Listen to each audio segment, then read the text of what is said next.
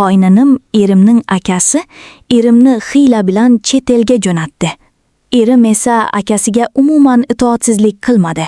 Shuning uchun u chet elga ketdi. Keyin qo'ynanim bilan uyda yashadik. Bir kuni kechqurun qo'ynanim oyog'im juda og'riyapti. Menga xabar yubora olasizmi dedi. Bu qo'ynanimning yolg'on harakati edi. Qo'ynanimning qichqirig'ini eshitdim va oyog'iga xabar yuborish uchun bordim. Keyin qo'ynanim eshikni qulflab qo'ydi.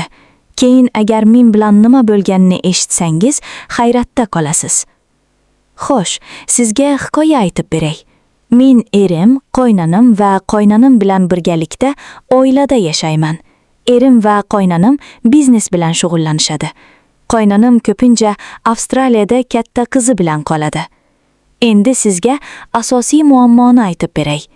Erim menga o'z xohishi bilan turmushga chiqmoqchi edi, lekin ularning moliyaviy ahvoli bizning oilamiznikiga to'g'ri kelmadi. Biz o'rta sinf vakillarimiz. Ular boy, shuning uchun hech kim rozi bo'lmadi. Keyin qo'ynanim hammani ko'ndirdi. Biroq uning menga qilgan iltimosi men uning bolasiga qarashim kerak edi. Qo'ynanimning malayziyalik xotini bor edi. U mendan ajrashdi va meni 1 yoshli bola bilan qoldirdi. Men o'sha bolaga qarayman. Bola endi 2 yoshda. Qanday bo'lmasin, asosiy voqeaga o'taylik. Bir kuni tushdan keyin men uyda bola bilan edim. Bolani yotog'iga yotqizdim va cho'milishga hojatxonaga bordim. Bola xonada yolg'iz bo'lgani uchun uni kuzatib turish uchun hojatxona eshigini ochiq qoldirdim. O'sha paytda qo'ynanim tashqarida edi va qo'ynanim Avstraliyada edi. Kuyovda uyning kaliti bor edi. O'sha paytda eshikdan bir ovoz eshitdim. Kuyov kelgan deb o'ylagandim, chunki unda kalit bor. Lekin qo'ynanimni ko'rganimda to'satdan u mening xonamga kirdi. Bola o'sha paytda biroz yig'layotgan edi. Shuning uchun menimcha u bolaning ovozini eshitgandan keyin xonaga kirdi. Men hayron bo'ldim. U hech kim aytmasdan to'satdan hojatxonaga shunday kirib ketdi. Men unga hech narsa deya olmadim. Keyin qo'ynanim, "Kechirasiz, sizning hojatxonada ekanligingizni bilmagan ekanman" dedi. O'sha kungi voqeadan beri qo'ynanimning ko'zlarida boshqacha ifodani ko'rdim. Bu qanday ifoda ekanligini bilaman. Menga umuman yoqmaydi. Aftidan u menga qarab ko'p o'ylayotgandek. U ilgari meni ismim bilan chaqirardi, lekin endi meni chaqirish uslubi o'zgardi. Bu voqeadan beri u deyarli har kuni tushdan keyin uyga kelardi. Ilgari esa zarurat bo'lmaganda hech qachon kelmasdi. Bu vaqtda erim kompaniya ofisida. Ofisda ish bo'lmaganda ham u uyda eridan biron ish uchun foydalanadi. Agar u faqat uyda bo'lsa muammo emasdi, lekin bolaning yonida bo'lish bahonasida u mening xonamda qoladi va menga g'alati qaraydi. Men ham bola uchun uzoqqa keta olmayman. Bola vaqti bilan menga qo'ng'iroq qiladi. Bu holat 2-2,5 oydan beri davom etmoqda. To'satdan qo'ynanim erimni chet elga jo'nataman dedi. Mening vizam yaxshi, maoshim ham juda yaxshi. Shuning uchun erim ham yo'q demadi. Aftidan u mendan nimadir so'rayapti. Aks holda nega erimni chet elga jo'natish kerak? Lekin men uning nimani xohlashini tushunmayman. Yana o'ylayman, mening fikrim noto'g'ri, chunki u juda yaxshi inson. U bizga juda g'amxo'rlik qiladi. Shunday qilib, dilemma qoladi. Uning bilan munosabatlarimizni avvalgidek qilish uchun nima qilishim kerak? Undan tashqari, uning hayolida nima borligini qanday tushunishim kerak? Kuyovimga aytishimmi kerak yoki ko'proq kutishim kerak? Men o'yladim. Yo'q, endi kuyovga aytishning hojati yo'q. Ko'proq narsani tasdiqlab, keyin unga aytishim kerak. Qo'ynanim menga boshqacha qarayotganini payqalaman. Ba'zida menga shunday qaraganingizda nimani ko'rasiz derdim. Keyin u, nima desam bo'ladi? Men haqiqatdan ham muammodaman. Muammomni aytsam nima deb o'ylashingizni bilmayman. Lekin siz mening bolamni o'zingiznikidek tarbiyalayotganingizdan juda xursandman. Siz haqiqatdan yaxshi qizsiz. Chunki hozirgi qizlar o'z farzandlariga siz mening bolamga g'amxo'rlik qilganingizdek g'amxo'rlik qilmaydi. Men bu qarzni sizga hech qachon qaytara olmayman. Mening bolam onaga ehtiyoj sezmaydi. Siz uni to'ldiryapsiz. Bundan ortiq nima bo'lishi mumkin? Aslida chet ellik qizlarning farzandlariga mehri kamroq, lekin hamma ham teng emas. Bengal ayollari butun umrini farzandlariga qarash bilan o'tkazishi mumkin. Bengal ayollari bilan taqqoslab bo'lmaydi. Lekin men sizni ukamning xotini sifatida ko'rganimdan o'zimni baxtli deb o'ylayman. Bular hammasida qo'ynanim meni maqlagan edi. Uning maqtovidan juda hayron bo'ldim. Voy ota, juda ko'p maqtov. Qanday bo'lmasin, bir kuni qo'ynanimni uyda yeb ichib tashlab, tushkunlikka tushib yotganini ko'rdim. Bu uyda Basurga g'amxo'rlik qiladigan mendan boshqa hech kim yo'q. Basurni bugun kun davomida hech narsa yemaganini ko'rdim. Basurga o'zingizni yomon his qilyapsizmi dedim. Basur, boshim ertalabdan beri qattiq og'riyapti. Nima qilishni bilmayman. Basurga boshingizga xabar yuboraymi?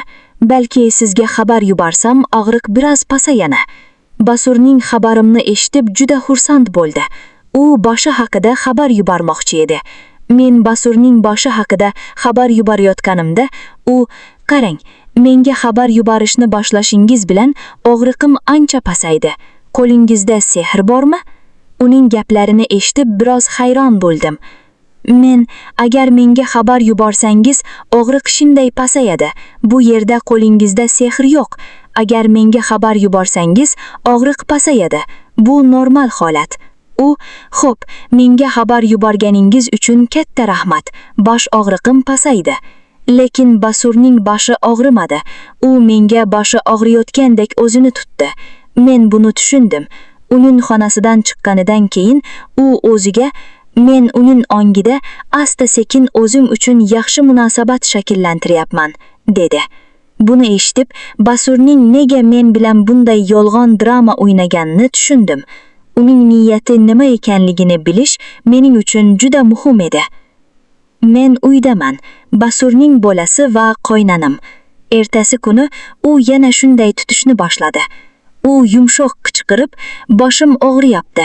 Endi nima qilishim kerak deb so'rashni boshladi. Keyin Basurga shifokorga boring, keyin hammasi yaxshi bo'ladi. Agar uyda kasallik bilan qolsam nima bo'ladi?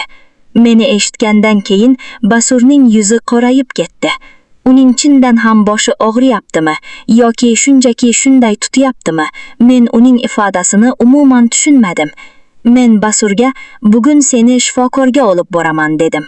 Basur, agar biroz xabar yuborsangiz, og'riq yo'q bo'ladi. Shuning uchun nega shifokorga borish? Basurning so'zlarini eshitib biroz hayron bo'ldim.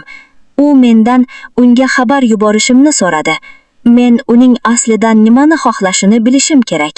Qo'ynanimning o'zini tutishi menga yoqmaydi.